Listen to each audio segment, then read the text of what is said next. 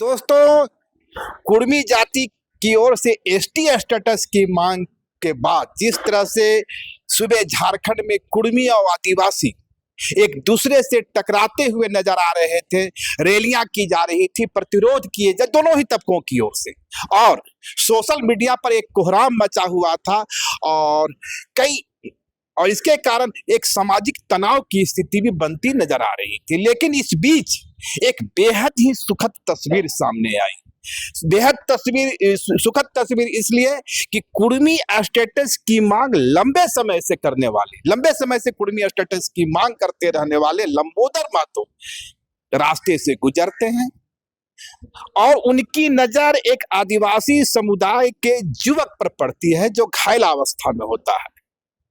लंबोदर महतो बगैर कोई हिचक के उस युवक को उठाते हैं और उसे अस्पताल ले जाते हैं। और यह स्थिति तब है जब देवेंद्र महतो जब सिल्ली पहुंचते हैं तो ग्रामीणों के द्वारा उनका विरोध होता है। तो उस तनावपूर्ण स्थिति में, उस विषम परिस्थिति में लंबोदर महतो जी ने निश्चित रूप से एक बड़ा संदेश दिया है। इस वक्त लंबोदर जी हमारे साथ हैं। लंबोदर जी, आपको बहुत बहुत जोहार। लंबोदर दा, जब पूरा समाज तनावपूर्ण था, एक तरफ कुर्मी जाति की ओर से एसटी स्टेटस की मांग की जा रही थी, आदिवासी समुदाय समझ रहा था कि यह उसके अधिकारों का अतिक्रमण है, उस बीच आपने जो यह संदेश दिया, इसे किस रूप में दिया? देखिए, झारखंड में जो भी लोग हैं, चाहे किसी भी जाति, किसी भी धर्म, किसी भी संप्रदाय, वो झारखंड रूपी एक परिवार है और उस परिवार के सभी सदस्य हैं। तो निश्चित रूप से झारखंड के सभी जाति, सभी धर्म, सभी संप्रदाय के लोगों को एक परिवार की तरह मिलजुल कर भाईचारा के साथ रहना है। बात रही अपने संवैधानिक अधिकार के, हक के, लड़ाई के, तो हर जाति, हर समुदाय, हर संप्रदाय के लोगों को अपने संवैधानिक अधिकारों के लिए, अपने हक अधिकार के लिए लोकतांत्रिक तरीके से लड़ाई लड़ने का अधिकार है और इसमें सभी को एक दूसरे का सम्मान और आदर करने की आवश्यकता है। जहाँ आदिवासियों की सम्मान की बात है, उनके हक अधिकार की बात है, उनके संवैधानिक अधिकारों की बात है, तो वैसे कुर्मियों को भी उनके साथ खड़ा होने की बात है। और जब कुर्मियों के हक अधिकार की बात है, उनके संवैधानिक अधिकारों की बात है, तो निश्चित रूप से इसका आदिवासी बंधुओं को भी सम्मान करना चाहिए और उनको भी एक दूसरे के साथ खड़ा होना चाहिए। जो नियम है, जो संविधान है, जो कानून है, कानून अपना काम करेगा, संविधान अपना काम करेगा और उसके तहत जो तथ्यात्मक आवेदन है, तथ्यात्मक प्रतिवेदन है, तथ्यात्मक आंकड़े हैं, उसके आलोक में कानून अपना काम करेगा। इसलिए सबको एक दूसरे के साथ मिलकर एक परिवार के सदस्य रहना की तरह रहना। उस दिन क्या हुआ था? कहाँ से आ रहे थे और कैसे आपकी नजर पड़ी? एक्चुअली क्या था कि मैं बड़की पुनू में मेरे एक साथी थे, उनके पिताजी का देहांत हो गया था। मैं उनका अंतिम दर्शन करने गया था और अंतिम दर्शन करके जब आ रहा था तो बड़की पुनू और मोहाटाड़ के बीच में घंगरी जंगल है। उस घंगरी जंगल में एक आदिवासी लड़का रोहित मुंडा को कोई गाड़ी वाला मार के भाग गया और वो लड़का बाइक अलग तरफ फेंका है। लड़का घायल अवस्था में रोड के किनारे पड़ा हुआ था। जब मैं गुजरा तो देखा एक लड़का पूरा घायल अवस्था में, जो बोल भी नहीं पा रहा था, ब्लीडिंग हो रहा है, पैर से ब्लीडिंग हो रहा था, माथे से ब्लीडिंग हो रहा था। तो मैं वहाँ गया और बिना उसको तुरंत उठाया, अपने गाड़ी में ले लिया और सीधे CHC गोला ले जाकर उसका इलाज करवाया और तुरंत वहाँ मोहाटाड़ थाना प्रभारी को कहा कि आप इसके मोटरसाइकिल को उठा के ले जाके थाना में रखें और जब ये लड़का ठीक होगा तो इसके परिवार को हैंडओवर कर दें। तो निश्चित रूप से सबसे पहले मेरी प्राथमिकता थी कि हम उसकी जान बचावें। अब वो लड़का स्वस्थ है? निश्चित रूप से उसकी स्थिति अच्छी है और शीघ्र ही वो स्वस्थ हो जाएगा। लंबोदर दा, एक तस्वीर आती है सिल्ली से, वहाँ देवेंद्र नाथ महतो, मैं जानता हूँ आपकी पार्टी के नहीं है, पर वे सिल्ली जाते हैं और आदिवासी समुदाय के द्वारा उनका विरोध किया जाता है, कहा जाता है आप इस गांव में प्रवेश नहीं कर। इसे आप किस रूप में लेते हैं? देखिए, मैं तो बार बार कह रहा हूँ कि चाहे वो किसी भी जाति का हो, किसी भी धर्म का हो, किसी भी संप्रदाय का, सभी को एक दूसरे का आदर और सम्मान करना चाहिए। हर व्यक्ति, हर संगठन, हर जाति का संगठन, हर राजनीतिक दल अपने हक अधिकार के लिए, अपने संवैधानिक दायित्वों का निर्वहन के लिए आंदोलन करता है। ऐसे आंदोलन में अगर कोई भाग लेता है और उसका कोई विरोध करता है तो बिल्कुल न्यायोचित नहीं है। आदिवासी भाइयों का भी सम्मान होना चाहिए, कुर्मी बंधुओं का भी सम्मान होना चाहिए।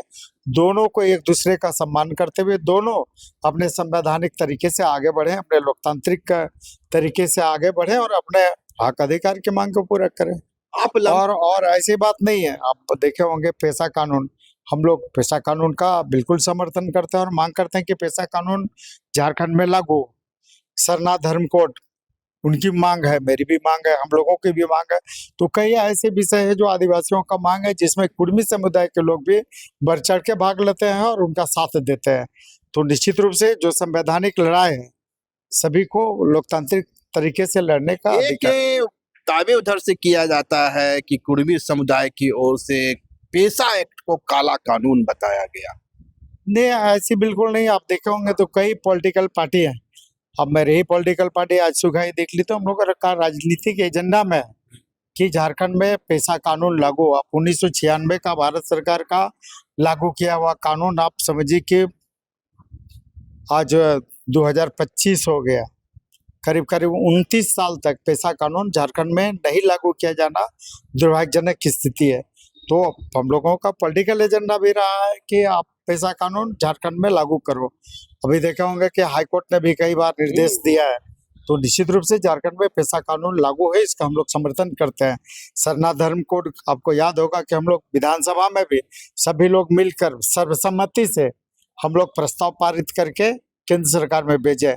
तो कई ऐसे मुद्दे हैं जो हमारे आदिवासी भाइयों का एजेंडा है, कुर्मियों का भी वो एजेंडा है, और उन आदिवासी भाइयों के एजेंडा में कुर्मी भी साथ खड़े रहे हैं। यदि सरना धर्म कोड मिल जाता है तो क्या जो कुर्मी समुदाय है अपने को सरना धर्म कोड के अंतर्गत रखेगा या? नहीं, देखिए, आप जैसे जानकारी हो क्या, हम लोग प्रकृति पूजक, कुर्मी जो यहाँ के कुर्मी प्रकृति पूजक है, वो भी जहरा में जाते हैं, वो भी सरना की पूजा करते हैं। उनकी भी भाषा है, उनकी भी संस्कृति है, उनकी भी परंपरा, उनके भी आप प्रथागत प्रथाएं हैं। तो ये अब दोनों एक दूसरे का मिला जुला स्वरूप दोनों में मिलता है और दोनों में आदिवासी की समानताएं हैं। तो मैं इसलिए कह रहा था कि क्या आप लोग भी सरना धर्म कोड का हैं? बिल्कुल बिल्कुल, हम लोग ऐसे आज भी सरना धर्म मानते हैं, आज भी हम लोगों का सरना है, आज भी हम लोग का सरना में जाते हैं, सरना में पूजा करते हैं, सरहुल करते हैं, हर चीज हम लोग करते हैं। हम लोग का कोई अलग आदिवासियों से कोई अलग नहीं है। फिर लौट के आते हैं पेशा पर। पेशा एक्ट को जो नियमावली है एक बार कैबिनेट में गया है इस बार, और बहुत ही अफरा तफरी की अवस्था में वो कैबिनेट में भेजा गया है, शायद हाई कोर्ट की सख्ती के कारण। आपको क्या लगता है कि जल्दी कुछ सौगात मिलने वाली है या मामला निश्चित रूप से जिस पेशा कानून के लिए 29 वर्षों से झारखंड के लोग संघर्ष कर रहे हैं, सरकार शीघ्र ही इस पेशा कानून को लागू करे। क्योंकि आप एसटी स्टेटस की मांग लंबे समय से करते रहे हैं, एक लंबी लड़ाई लड़े हैं। चंद्र प्रकाश चौधरी जी का एक संसद में दिया गया बयान या उनका सवाल जो पूछा गया, उसका एक जवाब मीडिया में सर्कुलेट हो रहा है, जिसमें मिनिस्ट्री की ओर से कहा गया है कि 1931 की जनगणना में कुर्मी को एसटी स्टेटस में नहीं, एबोरिजिनल ट्राइब्स में नहीं रखा गया था। देखिए, इसमें बहुत स्पष्ट है कि आप दिसंबर 1931 ईस्वी का नोटिफिकेशन देखें। उस नोटिफिकेशन में 13 ट्राइब्स का जिक्र है, जिसमें कुर्मी भी है, और उसको कहा गया है कि ये एबोरिजिनल ट्राइब्स हैं 13, जिनमें कुर्मी भी शामिल है। और हिंदू सक्सेशन एक्ट 1865 से इन 13 ट्राइब्स को एग्जम्प्ट किया गया है। तो ये 13 ट्राइब्स में भी कुर्मी भी था। तो दिसंबर 1931 का नोटिफिकेशन को देखने का, किसी के कहने से और नहीं कहने से वो नोटिफिकेशन से दावा कर रहे हैं कि इंपीरियल डाटा में इसका जिक्र नहीं है, और उन्हें क्षत्रिय के सूची में भारत सरकार का अधिसूचना है, भारत सरकार का विधि विभाग का अधिसूचना है। तो हम भारत सरकार का जो नोटिफिकेशन है, आप उस नोटिफिकेशन को देखना, वो तो सरकारी दस्तावेज है। तो सरकारी दस्तावेज में 13 ट्राइब्स का जिक्र है, इसमें कुर्मी भी होते हैं, जिनको हिंदू सक्सेशन एक्ट से एग्जम्प्ट किया गया है, क्योंकि ये प्रथागत कानून मानते हैं, प्रथागत परंपराएं मानते हैं, इस कारण। तो वो जो मीडिया में सर्कुलेट हो रहा है चंद्र प्रकाश चौधरी के सवाल के जवाब में, जो भारत सरकार की ओर से दिया गया जवाब है, चंद्र प्रकाश चौधरी ने पूछा था कि 1921 की जनगणना में यदि कुर्मी को ट्राइब्स में रखा गया है तो उन्हें एग्जेम्प्ट क्यों किया गया। जवाब जो सर्कुलेट हो रहा है मीडिया में वो यह है कि 1931 की जनगणना में उन्हें कुर्मी जाति को ट्राइब्स की सूची में नहीं रखा। देखिए जो जनगणना जो होती है, जनगणना में विभिन्न जो जातियां होती है उसकी गणना की जाती है। और आप भारत सरकार ने नोटिफिकेशन जो 1931 का, दिसंबर 1931 का नोटिफिकेशन का बात कर रहे हैं, उसमें साफ साफ 13 ट्राइब्स हैं, जिस 13 ट्राइब्स में कुर्मी भी है। इसलिए उस चिट्ठी को भारत सरकार का ये करके भ्रम फैलाने का कोई औचित्य नहीं है। तो लगता है वो चिट्ठी के एजेंडा के तहत सर्कुलेट किया। बिल्कुल, उसको आप नोटिफिकेशन दिसंबर 1931 का जो भारत सरकार का नोटिफिकेशन है, उस जिनको भी भ्रम है भारत सरकार को उस नोटिफिकेशन का अवलोकन कर ले। एक सवाल लास्ट वाल होगा आपसे लमोदर जी, सारंडा का जंगल, सुप्रीम कोर्ट का निर्देश है कि इस जंगल को वाइल्ड लाइफ सेंचुरी बनाया जाए। सब बार बार सरकार पर वो दबाव डाल रही है। सरकार ने 5 मंत्रियों का एक समूह बनाया, मंत्रियों को वहां जो सामाजिक आर्थिक प्रभाव होता है उसका आकलन करने को कहा। अब जब मंत्री समूह वहां पहुंचते हैं तो ग्रामीणों के द्वारा, हमने आदिवासी समाज के द्वारा उसका विरोध किया जा रहा है। उन्हें इस बात की आशंका है कि सेंचुरी का निर्माण होते हुए उनके गांव खाली कर, अभी अभी आप वनाधिकार सभा जो कार्यशाला है उससे भी बाहर निकले हैं, तो क्या स्थिति में देखते हैं इसको? देखिए 2-3 बातें हैं जो मूल रूप से सुप्रीम कोर्ट का आदेश, जो न्यायादेश है, निश्चित रूप से सुप्रीम कोर्ट के न्यायादेश का पालन हो, लेकिन सरकार इस बात का भी ध्यान रखे कि जो वहां से वर्षों से वहां पर जो जनजातियां हैं, जो वहां पर रहती हैं, जो वास करती है, जिनका रोजी रोजगार का साधन वही है, तो उनका भी मान सम्मान हो, उनका भी भावना, और उनको भी किसी प्रकार की तकलीफ नहीं हो, दिक्कतों का सामना नहीं करना पड़े, इसका भी सरकार ख्याल करे। अभी आपके सुप्रीम कोर्ट के आदेश का भी सम्मान हो, और उसके साथ साथ वहाँ जो मूलवासी जो वर्षों से रही है उनका भी सम्मान का ख्याल रखा जाए। अभी आपने रामेश्वर उरांव जी को सुना, उन्होंने ही बताया देवेंद्र मान जी की जो संघर्ष रहा है उसकी बात उन्होंने रखी, और यह भी बताया कि 1878 के फॉरेस्ट एक्ट के तहत बहुत बड़ी संख्या में आदिवासी समाज को फॉरेस्ट से बाहर कर दिया गया था। देवेंद्र मान जी ने इसकी लड़ाई लड़ी, और उसके बाद वे जो वर्षों से उस गांव को खाली कर चुके थे, एक बार फिर से जाकर के गांव में बसते हैं, अपने गांव को जीवित करते हैं। ऐसे करीबन 40 गांव हैं, उनके पास कोई डॉक्यूमेंट नहीं है। देखिए फॉरेस्ट राइट एक्ट 2006 जो कानून बना है ऐसे ही लोगों के लिए बना है, पर वो तो कह रहा है कि 75 वर्षों से जो अधिवास करेंगे, तो 75 वर्षों का अधिवास, 75 वर्ष नहीं, वो तो 75 वर्ष से ज्यादा समय से वो मूल रूप से उसी जंगल में पैदा हुए, वहीं रह रहे हैं, वहीं वास कर रहे हैं, वहीं रोजी रोजगार हर चीज वहीं पर हो रहा। ये 75 वर्ष नहीं, ये तो सैकड़ों वर्ष है।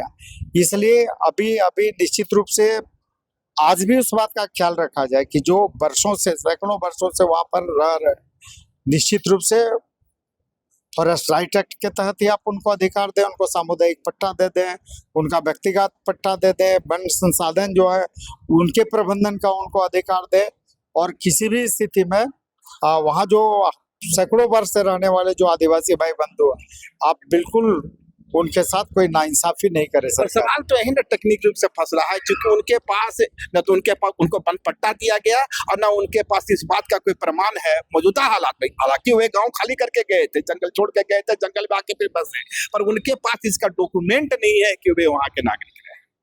निश्चित रूप से सरकार इसको ये करे, सरकारी मशीनरी है, सरकारी अपने मशीनरी का उपयोग करके वहाँ जो सैकड़ों वर्ष से वहाँ पर जो आदिवासी रह रहे हैं उनको हक अधिकार देने का काम करे। अब तो कानूनी प्रावधान है, फॉरेस्ट राइट एक्ट 2006 है, उसके तहत सरकार आगे बढ़े और उन लोगों को वन पट्टा दे, और वन पट्टा दे के पूरी तरह से अधिकार देने का काम करे। लास्ट मेरा सवाल होगा, जिस तरह से कुर्मी और आदिवासी समाज के बीच में एक तनाव की स्थिति देख रही है, इसमें वो दोनों समुदायों के लिए आपका क्या संदेश है? दोनों समुदाय के लिए मेरा संदेश यही है कि दोनों एक दूसरे के भावना का कद्र करें, दोनों एक दूसरे के मांग का सम्मान करें, दोनों अपने अपने हक अधिकार की लड़ाई संवैधानिक तरीके से लड़े, शांतिपूर्ण ढंग से लड़े, और बिल्कुल अपने लोकतांत्रिक मूल्यों के अनुरूप आगे बढ़े।